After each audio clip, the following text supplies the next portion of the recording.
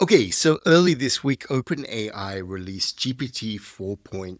And it's not just one model that they've released 4.1, 4.1 mini, and 4.1 nano here.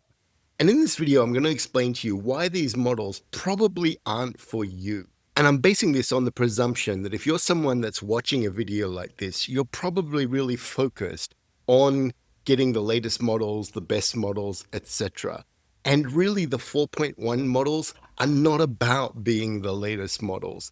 They're really about being the catch-up models. Now, I'll go through and explain exactly what I mean by the catch-up models. I'll talk about what's good about these models, where they kind of miss some big opportunities that would have been great to see. And then at the end, I want to talk about what this reveals for OpenAI's strategy for open sourcing some models coming forward, in that they've kind of tipped some of their cards here so we can sort of see where that open source model may actually lie. And of course, I'm going to talk about them deprecating the 4.5 model, which in my video, I basically said that almost no one was going to use, and I kind of feel like I've been proven right. All right, let's jump into the 4.1 models.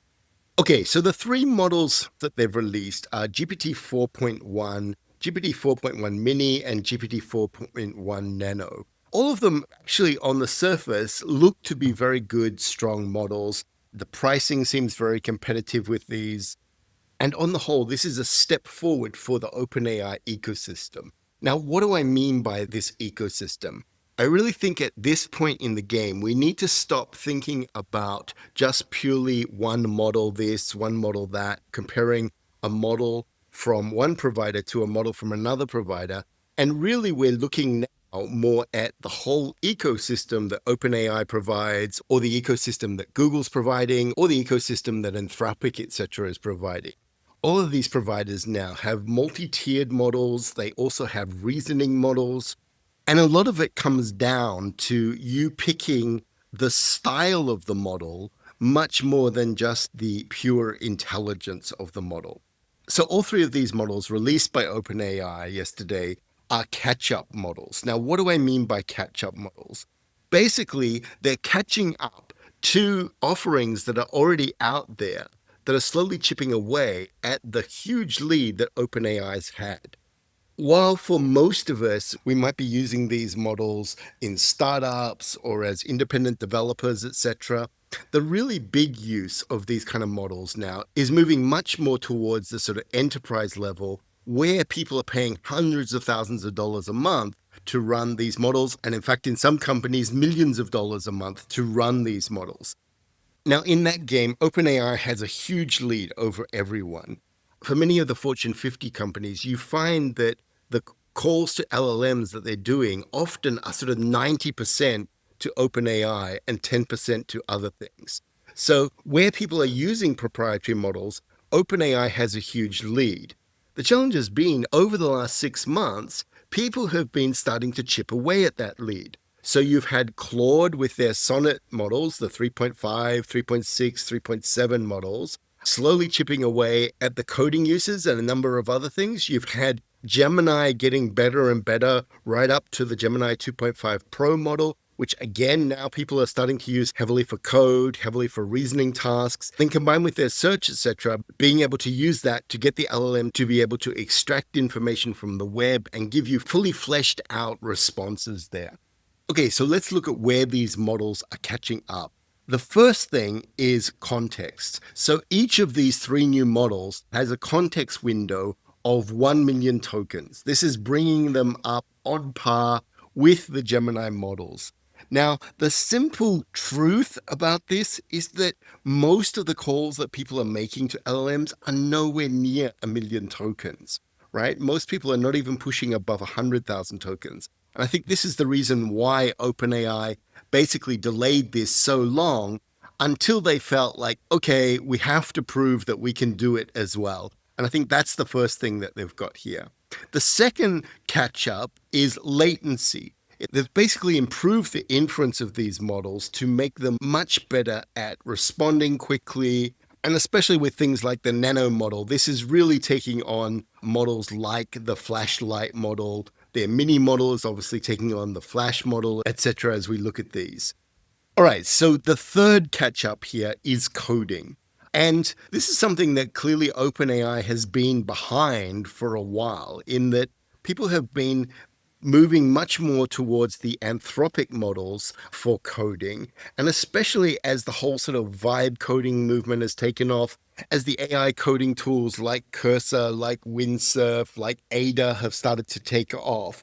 These are definitely things where people have been using often not OpenAI models, right? Like I mentioned before, Anthropic has been the darling of everyone for these coding tasks. And it really looks like that OpenAI has come back pretty strong here based on some of the benchmarks that they've put up here, things like the SWE bench and stuff like that. This one would also go to the sort of fourth catch up, is the whole area of improving your models for agentic abilities.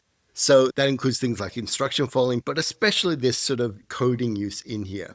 Now, one of the things that is really interesting in here is that all the benchmarks in here, they're not benchmarking against other people's models. They're benchmarking against their own internal models, often benchmarking better than some of their reasoning models, which is really interesting. It does show that they're still making a lot of progress purely on the GPT style models, with perhaps more the sort of traditional post training, as opposed to the reasoning models with the new verify step by step RL kind of training. And if we look at some of the benchmarks that they've provided here, we can see clearly that while 4.1 is obviously a lot better than 4.0, and it is kind of interesting that supposedly the O meant omni. So shouldn't this be 4.10? I find this like a bit confusing with their naming and stuff like that. Anyway, but it's also doing better than 4.5, which is really kind of interesting that they just told us a few weeks ago that 4.5 was the best model and that even though it was really expensive, it was worth it. That really didn't pan out, I guess. Okay, so the one thing that I do think that 4.1 has made substantial gains on is this skill of instruction following. So if you come in here and look at this, they've approached instruction following probably in a much more detailed way than we've seen presented before. So they break this down to format following, being able to handle negative instructions, ordered instructions of where you tell it, okay, you need to do this first and then do this, content requirements, ranking, and even things like overconfidence. Now, we know that that's one of the challenges at the moment with Anthropic's 3.7 model, is that it often just gets overconfident in wanting to do lots of edits to files and stuff like that when you're using it for coding. So I do think that OpenAI clearly has made some advances in their ability to do this instruction following. And that basically this whole model is probably just a retraining of the sort of 4.0 architecture, but with this new post-training for better instruction following. So interestingly, they present a whole new benchmark for this. It seems to be an internal benchmark, but I do think it's going to be interesting to see if they do open all of that up. This is going to be a great data set for people to train on. And for those of you who are using the OpenAI models to distill from or to create data sets to fine tune other open models for specific use cases, you've got to think that 4.1 is going to be really good for that, in that it can follow these instructions much better and allow you to make data sets of good, clear instruction following going forward. Okay, so when we look at the model cards for each of these, it's good to see that pricing is getting cheaper and not going the way of 4.5. And we can see that the pricing for the Mini and the Nano are really aiming at the sort of competitors that are coming out of Google with Google Flash and Google Flash Lite there. For me, there are two big misses that would have been really good to see with these models. The first one is the max output tokens. So they've only given us 32,000 output tokens here. It would have really been nice, and I think this model would have been a lot more useful if this had been sort of 64,000 or 128,000 tokens out. And since it can follow instructions so well, this would have been the perfect sort of writer's editing tool to basically get it to go through and actually make edits and to be able to generate out long versions of text, etc. The other really disappointing thing is that we don't have a 4.1 audio. So again, this is where I feel it's been a miss, as if we did have a long context audio in, you would be able to use this for doing transcribing tasks. You would be able to use it for doing question and answering over audio, over long podcasts, etc. But we're still left with the GPT-4o audio. Again, only 16,000 tokens out there. That's not a huge advantage there. So for me, the clear use of this model is that it is basically a drop-in replacement for any organization that is using the GPT-4o models. It gives them a new, better and lower latency model at a cheaper price with better instruction following, and fills in the gaps that 4o was perhaps missing with things like coding and some of the agentic abilities and tool use, etc. Okay, so one of the surprising things with this release was the whole announcement that they're going to be deprecating the 4.5 preview in the API. I made a video about that when it came out. I got to say I was pretty negative on the whole thing, mostly due to the price. And I did say at the time that it wasn't that I thought that the model was awful, that it was a nice bump to 4.0, but that price increase was just crazy and I couldn't see anyone that was going to use it. Sure enough, talking to my consulting clients and to other people out there, people really haven't been using this model. They've tried it out. They haven't seen much of an advantage, and they certainly haven't seen enough of an advantage to go and pay the really high price for the output tokens for that particular thing. So it is interesting that 4.5 is going to be gone. I don't know if we're going to see it come back. My guess is that we will probably see distilled versions of it, or it may be gone for good and be replaced purely by GPT-5. Now, remember, I think I said at the time that this 4.5 model, which was trained last year, I believe was supposed to originally be the GPT-5 model, but basically just wasn't good enough to be that model. I guess the next few months will tell actually how good GPT-5 is going to be if we see it in the near future.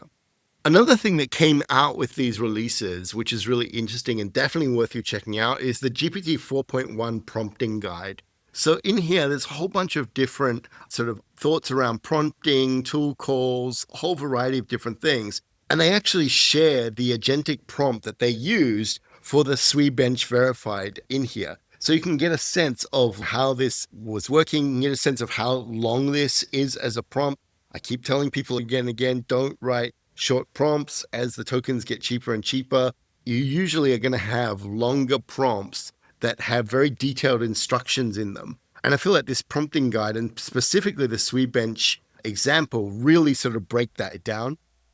The last thing I just want to finish up on is if we look at the GPT 4.1 Nano, we're probably looking at a model that is somewhere between 8 to 12 billion parameters. We know that the small Google Flash model was 8 billion with the 1.5 version. And we actually know the size there because it was sort of actually talked about in the Gemini paper. With the new 2.0 models, they've just called it Flash Lite. They're no longer saying the size. My guess is because it's slightly bigger, but it's not going to be hugely bigger. So I think that the interesting thing with this particular model is this kind of sets the stage for roughly what we could expect from their open model now. They've said that it's going to be a reasoning version, but this could be what to expect if OpenAI is going to release a reasonably small model. It's probably going to be somewhere around this size of the Nano or the Mini, but then have reasoning, etc., baked into it. So that's certainly going to be an interesting release when it comes. And it will be great if they train it to actually support things like a million context window from the start, etc. All right, as always, I would love to hear from you. Do you foresee yourself using this model? My guess is for many of you, you're not going to end up using these models. You're going to focus more on the other ones that are offering perhaps better value than this. But certainly for those of you working at big companies and stuff, my guess is these three models are going to become quite important in your LLM strategy. Anyway, as always, if you found the video useful, please click like and subscribe, and I will talk to you in the next video.